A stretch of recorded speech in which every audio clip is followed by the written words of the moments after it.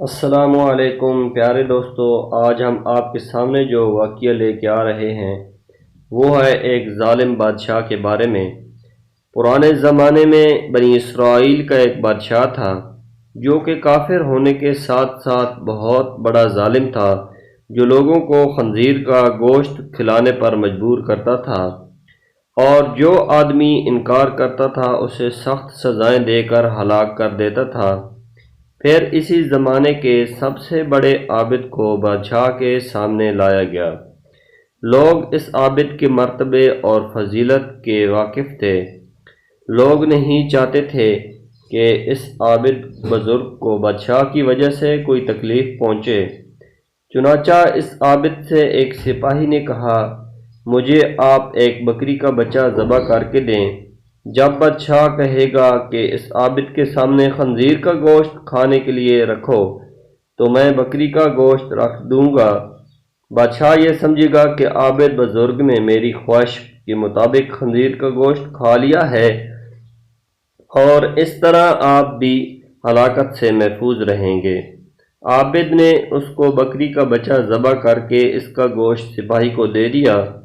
جب عابد کو بادشاہ کے سامنے لایا گیا تو بادشاہ نے حکم دیا کہ خنزیر کا گوشت اس کے سامنے رکھا جائے، تو منصوبے کے مطابق سپاہی نے عابد کو بکری کا گوشت پیش کیا۔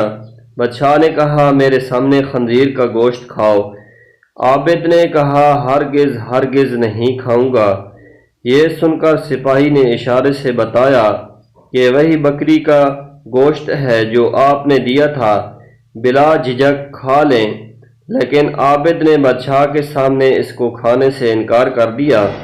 ظالم بادشاہ نے حکم دیا کہ اس کو قتل کریں۔ جب عابد کو قتل کے لیے لے جانے لگے تو وہی سپاہی سامنے قریب آ کر پوچھنے لگا کہ وہ گوشت کیوں نہیں کھایا؟ خدا یہ وہی گوشت ہے جو آپ نے دیا تھا۔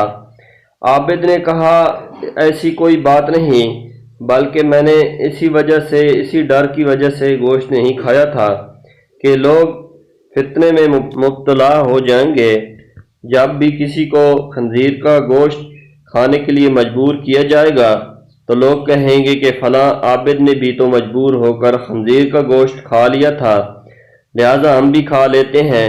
اسی طرح لوگ میری وجہ سے بہت بڑے فتنے میں مبتلا ہو جائیں گے، اور میں لوگوں کے لیے فتنہ ہرگز نہیں چاہتا۔ یہ کہہ کر وہ عابد خاموش ہو گیا اور جلاد نے اس کا سر تن سے جدا کر دیا۔ تو پیارے دوستو، کیسی لگی میری آج کی ویڈیو؟